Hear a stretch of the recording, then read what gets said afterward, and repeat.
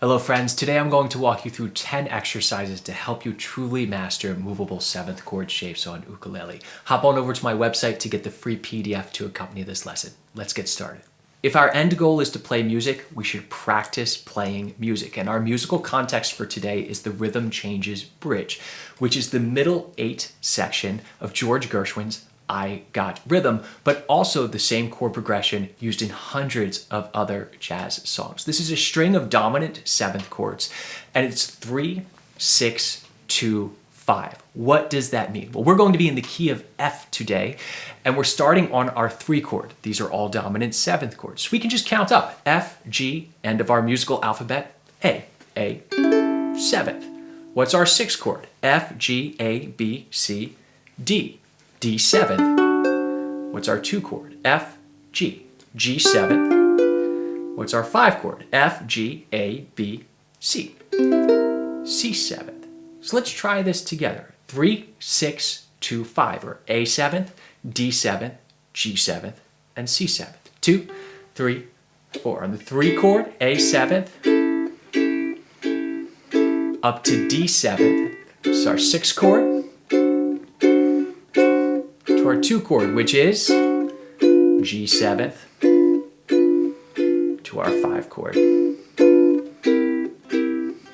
let's just loop that back around, back to our 3 chord, which is A7th, to D7th, our 6 chord, to our 2 chord,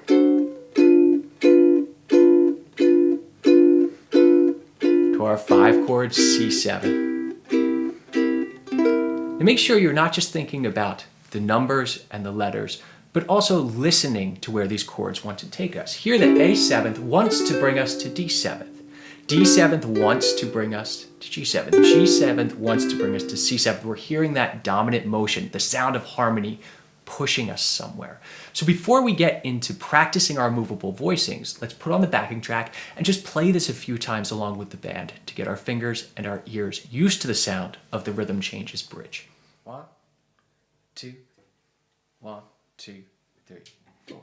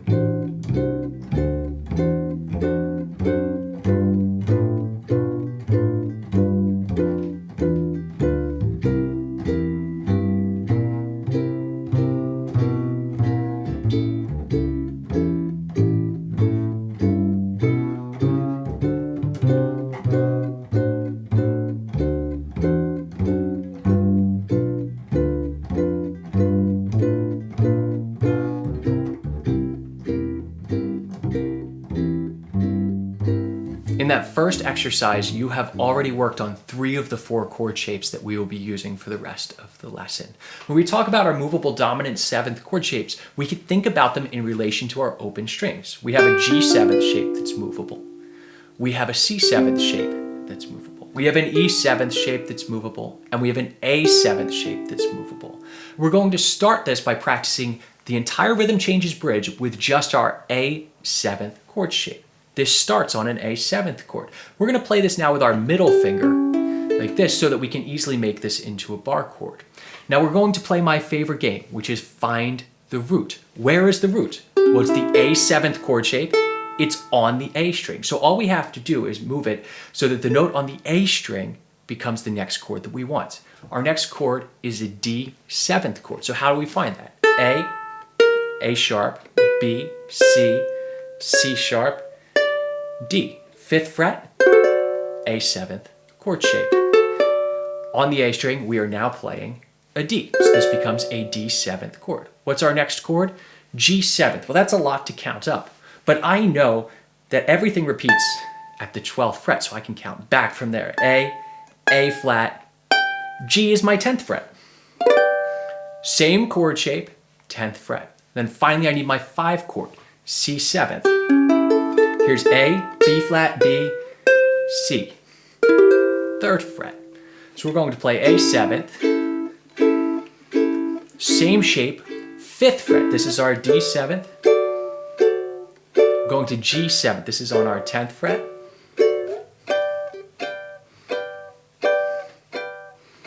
And down to the C 7th, 3rd fret.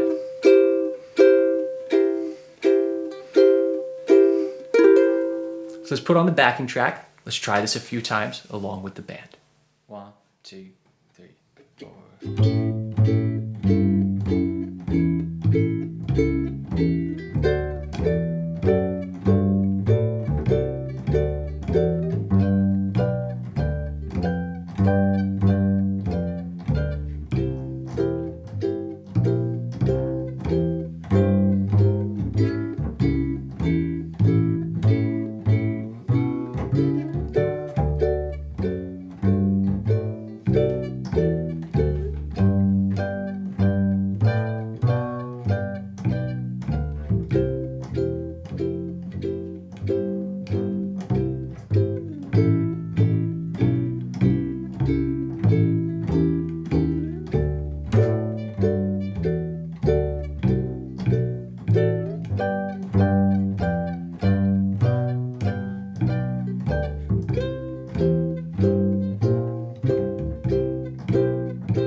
Now we're going to take the same exact exercise and just start on a different chord shape. This time we use our C7th chord shape. So now where is the root? It's on the C string because this is a C7th chord shape. And you might say, I don't know how to make this movable, but you already played this D7th chord, didn't you? This D7th is the root on the C string. So you do already know this. Now what's the first one that we have to find? We need an A7th chord to start on. Well, here's C. C, C sharp, D, D sharp, E, F, F sharp, G, G sharp, A. And that is what? That's our 9th fret. That's that chord shape. This is our C7th chord shape. Are we starting there? We know our D7th. We know our 6th chord already. Where's our G7th? Well, now we can start to look at some patterns here. If we know that this is A, well, G7 is going to always be 2 frets below that. 7th fret. And then finally, C7th, which obviously we know. So let's try this with our C string chord shape. 3, 4. D7th, 2nd fret. G7th. Down to C7th, all open.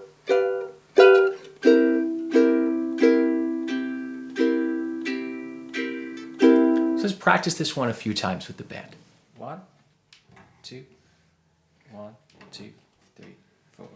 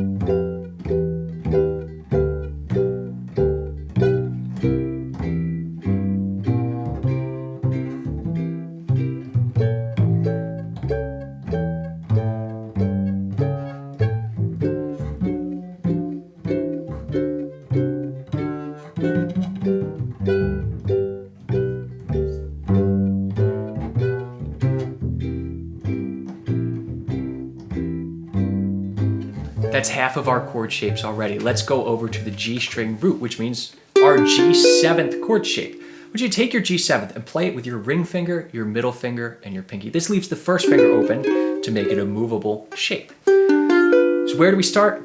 A7th, G, G sharp, A. So there's our A7th chord shape. It's anchored on the 2nd fret. Now we need our D7th chord shape. Let's find it. G, G sharp, A sharp, B, C, C sharp. There it is. D on the 7th fret. And then we have G7. We can just slide the shape down. Again, leaving that first finger open. And then going to C7th. Remember what we were talking about before. If we found one of these chords, the other one's going to be 2 frets below. So if this is D7th, here's C7th. It must be on my 5th fret. But don't believe me, check it. G, G sharp, A sharp, B, C, 5th fret. So let's try this now. This movable position, the G string root starting on the 2nd fret. 2, 3, 4. Here's our A7th. Going up to D7th. Where is that? 7th fret. Where are we going? G7th, but slide it back. Nice. 5th fret, C7.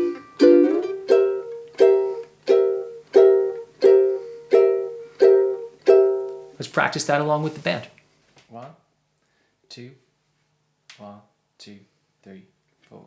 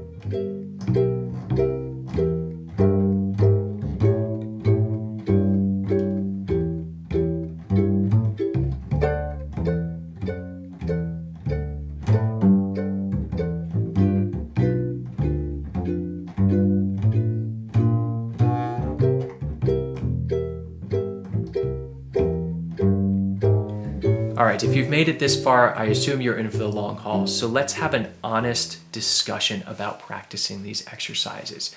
Yes, I gave you a downloadable sheet of paper with all of the chords on it. No, I don't want you to use it.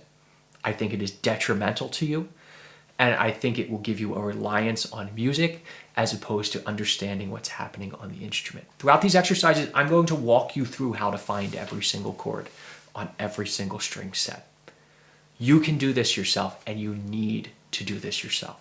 You need to take these exercises, transpose them to C and F and G, some very friendly keys, and work through them. Do the math. Do the repetitions.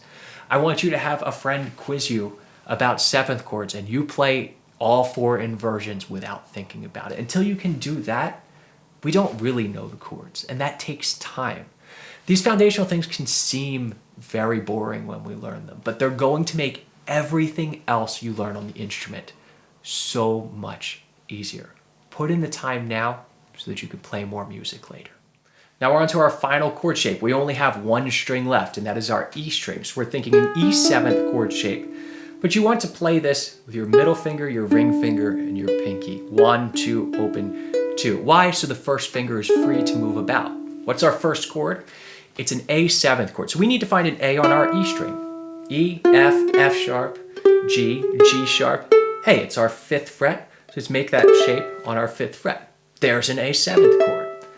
Now our next chord is a D7th. Again, that's pretty far to count, so let's count down instead of up. 12th fret is E, E flat, D is our 10th fret. It's a high one, but here's our shape. Now we need a G. Where's a G on our E string? E, F, F sharp, G.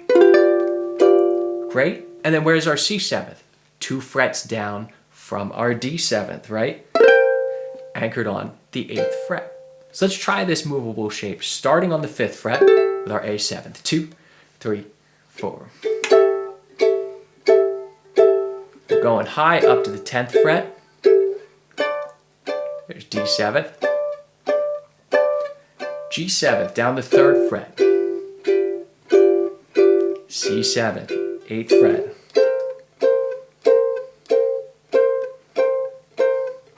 Let's practice that final chord shape along with the band. 1, 2, 1, 2, 3, 4.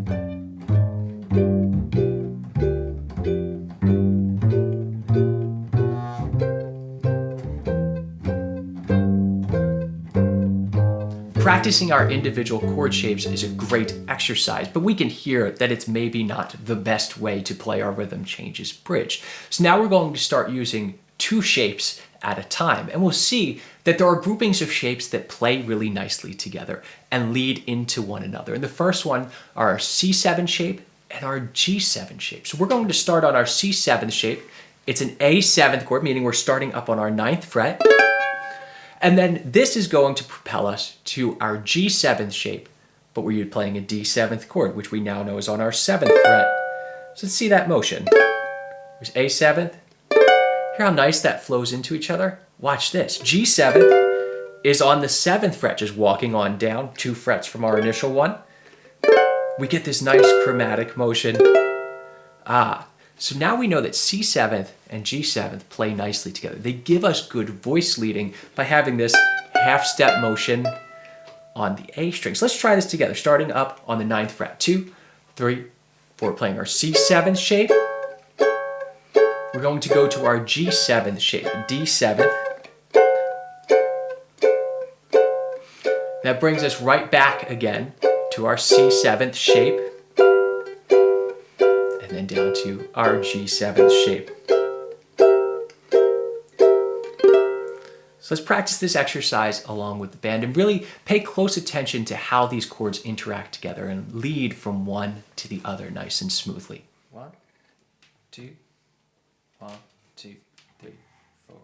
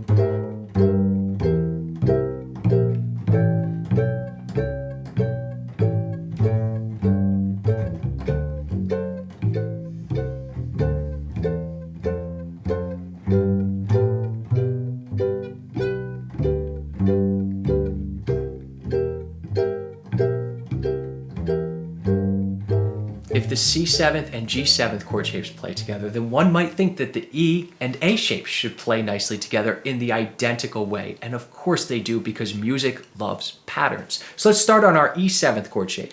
5th fret, A7th chord. We'll bring it down to our A7th chord shape for D7th. And then what does it do? Well, it cycles that same motion again. Here's G7th and then C7th. Let's try that together. 2, 3, 4. Brings us to our A7th chord shape for D. And then we would just repeat that 2 frets lower. And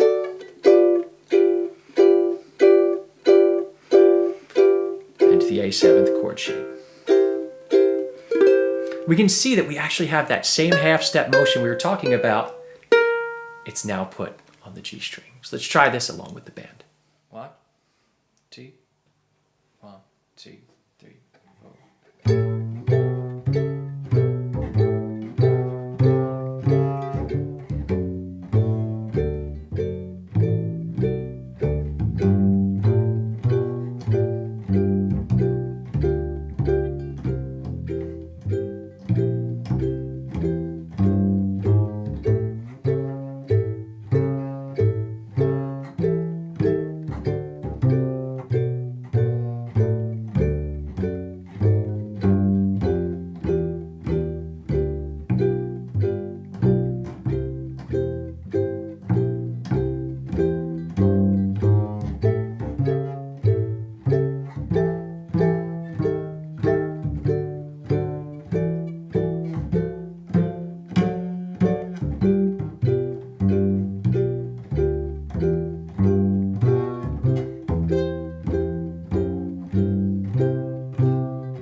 Now that we've practiced our individual chord shapes as well as our groupings of 2 chord shapes that play nicely together, it's time to combine all 4 shapes into one exercise. But note that our groupings are still together here because one chord shape wants to lead to the other.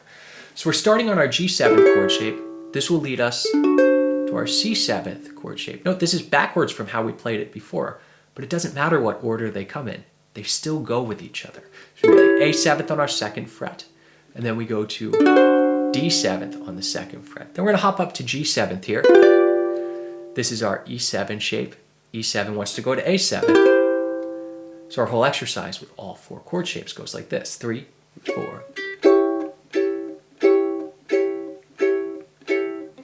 To D7th. We're going to go to G7th.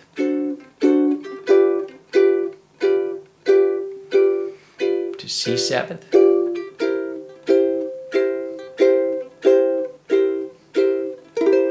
Let's try it along with the band. 1, 2, 1, 2, 3, 4.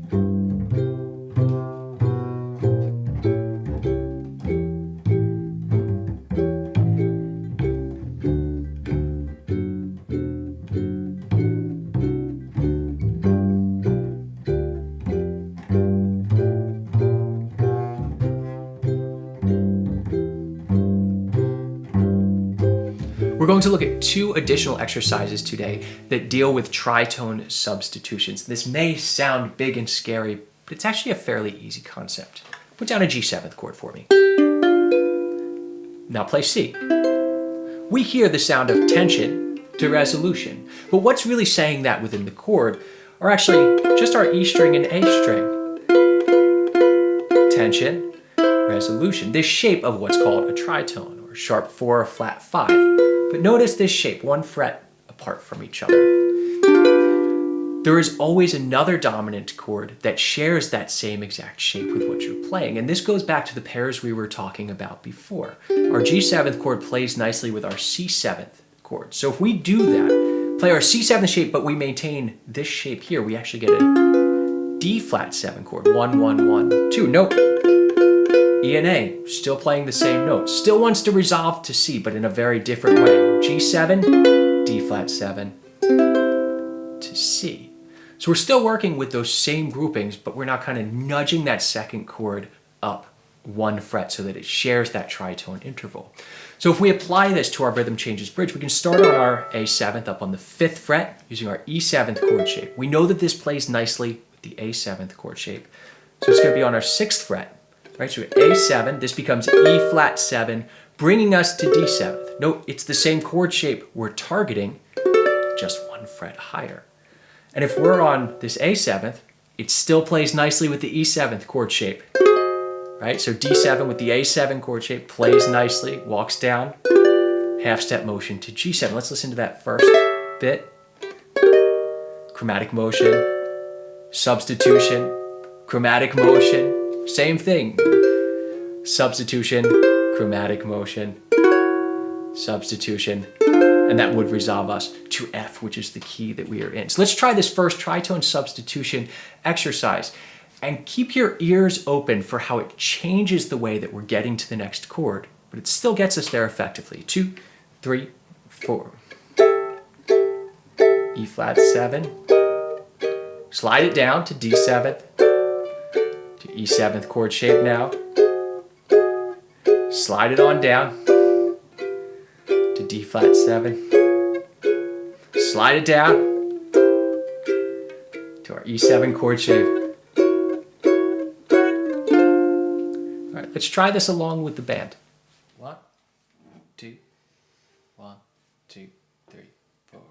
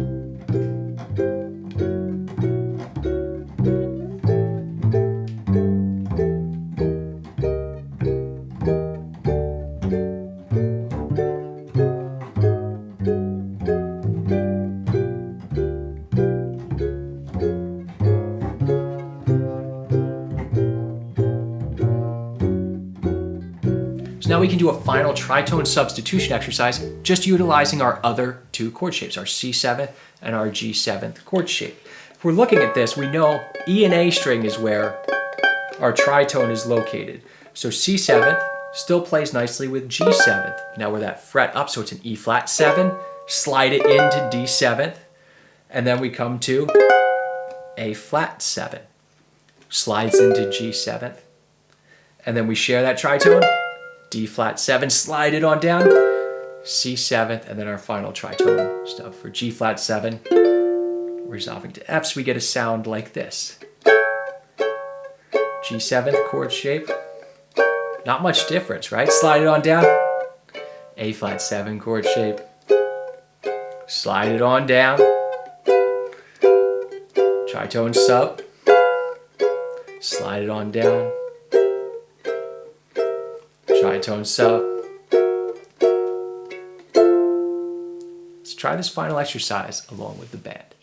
1, 2, 1, 2, 3, 4.